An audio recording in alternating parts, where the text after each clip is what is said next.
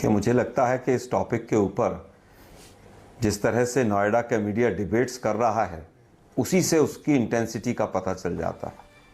सरकार के खिलाफ अगर डिबेट्स नोएडा का मीडिया कर रहा है, लगातार कर रहा है कई दिनों से, तो स्वाभाविक है कि सर के ऊपर पानी चला गया और तभी मजबूरी में हो रही हैं सब डिबेट से। लेकिन गजबे गजब है भाई। अभी स्टेटमेंट हमारे भाई जो हैं शहजाद जी कर रहे थे, अब इनकी एक स्टेटमेंट अगर मैं सुनवा दूं जो मोदी जी के लिए इन्होंने कहा था, थोड़ी दिक्कत हो जाएगी, फिर बड़े गजबे गजब हो जाएगा। 2015 में मोदी जी ने नीतीश जी के लिए क्या क्या कहा था, अगर वो सुनवा दूं तो फिर बड़ा गजबे गजब हो जाएगा। और 2020 में मोदी जी जिस तरह से पलटे नीतीश जी के लिए, फिर गजबे गजब हो जाएगा। और अभी तो सीएम साहब मेघालय के जेल चले ही जाएंगे। अमित शाह जी बड़ा भाषण देकर आए हैं, वो गजबे गजब होने ही वाला है कि तुरंत अभी जो है भ्रष्टाचारी जो सरकार थी मेघालय की, वो जेल में चली जाएगी। मतलब गजबे गजब भी यही लोग बात कर रहे हैं। 2015 में डीएनए ढूंढ रहे थे नीतीश जी का, फिर उनके साथ सरकार बनाई तो उससे अच्छा कोई व्यक्ति नहीं था, अब फिर गजबे गजब हो रहा है। देखिए मानक जी, जब से 2014 के बाद से ये चीज़ें शुरू हुई, अजीत पवार को सुबह सुबह भौर भौर जो है गजबे गजब करते हुए, और जिस तरह से डिप्टी सीएम की शपथ दिलवाई, उससे पहले गजबे गजब 800 करोड़ का वो पूरी तरह से घोटाले का व्यक्ति था। नारायण राणे को जेल में होना चाहिए। नहीं, एक मिनट भाई, एक मिनट। नारायण राणे को जेल में होना चाहिए, देवेंद्र फडणवीस ने गजबे गजब में कहा था। मुकुल राय के ऊपर और शुवेंदु अधिकारी के ऊपर और तमाम लोग, अभी शिवसेना की सरकार और महागठबंधन की सरकार गिराई तो एक गजबे गजब नोटिस गए थे शिवसेना के एमएलए को। उनका क्या हुआ वो गजबे गजब ही पता होगा उनको। मुझे लगता है कि जिस तरह से 95% से ज़्यादा नोटिस भी दूसरों को जाते हैं, 8 करोड़ रुपया मिलता है, 24 घंटे में जमानत हो जाती है, फिर वो एमएलए बीजेपी का जो है वो गजबे गजब करते हुए हाथ हिलाता हुआ और जनता का अभिवादन लेता है। ईश्वरप्पा को हटा दिया जाता है, एक व्यक्ति सुसाइड कर लेता है, लेकिन किसी पर केस नहीं चलता क्योंकि गजबे गजबों की सरकार है।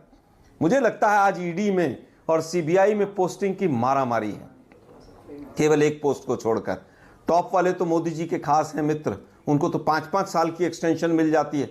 दूसरा तो व्यक्ति इस देश में कोई है ही नहीं, क्योंकि वो अंगूठा बिल्कुल नीचे काम करते हैं, वो पूरी तरह से 5-5 साल की एक्सटेंशन, 3-3 बार एक्सटेंशन। तमाम अधिकारियों में होड़ लग रही है कि 200 फाइल तो टेबल पे पहले दिन ही जाते ही मिलेंगी। ईडी सीबीआई में पोस्टिंग हो जाए, मौज हो जाएगी। और ये लोग भ्रष्टाचार से लड़ेंगे। आप पुलिसिंग को आज बढ़ावा दे रहे हैं, वो आज आपके इशारे पर काम कर रही है। आपके कुछ इशारे पर, कुछ चीजों पर न्यूज 24 डिबेट कर रहा है, लेकिन कितने ऐसे लोग होंगे जिनके बारे में पता भी नहीं चलेगा। और पुलिसिंग का जो नकारात्मक प्रभाव है वो पूरा देश देख रहा है।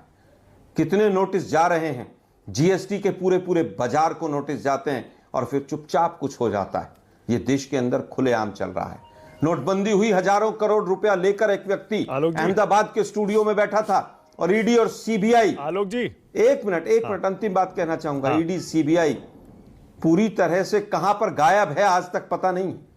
कोरोना में इनके तमाम लोग पकड़े गए घोटाले करते, कहीं ईडी सीबीआई। आलोक जी, हम मेरा बड़ा मासूम सा सवाल है, देखिए दुरुपयोग करेंगे और उसका हम हिसाब नहीं देंगे। मासूम सा बड़ा सीधा सवाल है आलोक जी, आप दूसरों पर, बीजेपी पर या मीडिया पर जो भी आरोप लगा रहे हैं, आपका पूरा हक है, लेकिन दोहरे मापदंड तो आलोक जी आप भी अपना रहे हैं, आपकी पार्टी भी अपना रही है।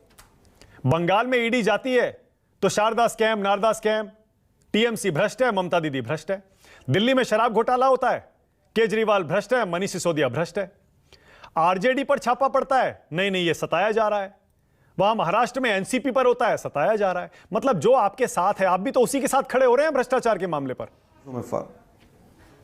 मैं उत्तर देता हूं। दोनों चीजों में फर्क है मानक जी। आप देखिए 2004 का, 5 का, 6 का केस अगर आज 2023 में आप नोटिस भेज रहे हैं तो सवाल उठाए जाएंगे।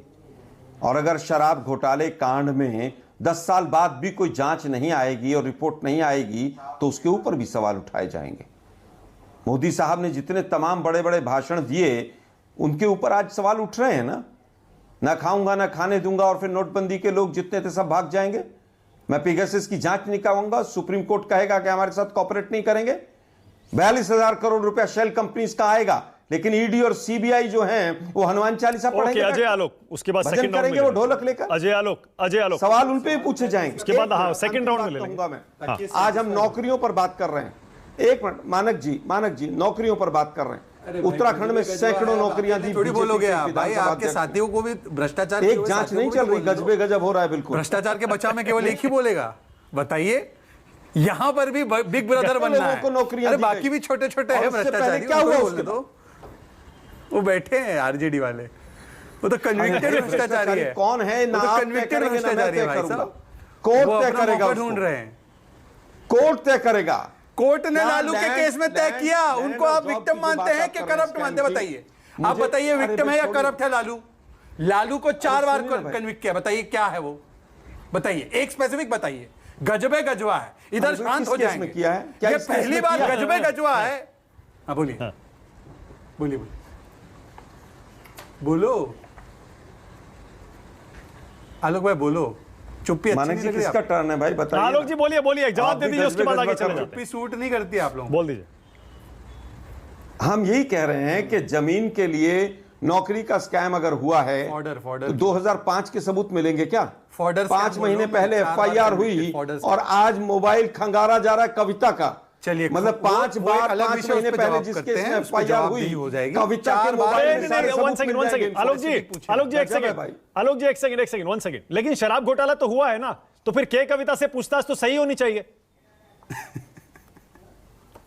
यार मैं कह रहा हूं बिल्कुल होनी चाहिए, लेकिन 5 महीने बाद किसी का मोबाइल खंगालोगे मानक जी, तो उसमें क्या मिलेगा? 34 वर्ष लालू को लगे कन्विक्ट होने में। भाई साहब 34 वर्ष आपने केस दबाया, जब वो कन्विक्ट हुए तो आज बताइए लालू कन्विक्टेड है, विक्टिम है या कन्विक्टेड है? बताइए, इतना सा बता दीजिए आलोक जी। इतने आलोक जी 10 सेकंड आलोक जी, क्विक रिस्पांस, उसके बाद आगे जाओ। हमारे समय में लालू जी को सजा हुई, हमने इंटरफेयर नहीं किया।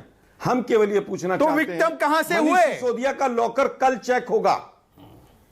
अरे सुनिए ना भाई, मैं विक्टिम की बात नहीं कह रहा हूं, मैं कह रहा हूं जो आज हो रहा है वो विक्टिमाइजेशन है। अच्छा, 14 साल बाद आप केस को खोल कर अजय आलोक 14 साल बाद इस तरह का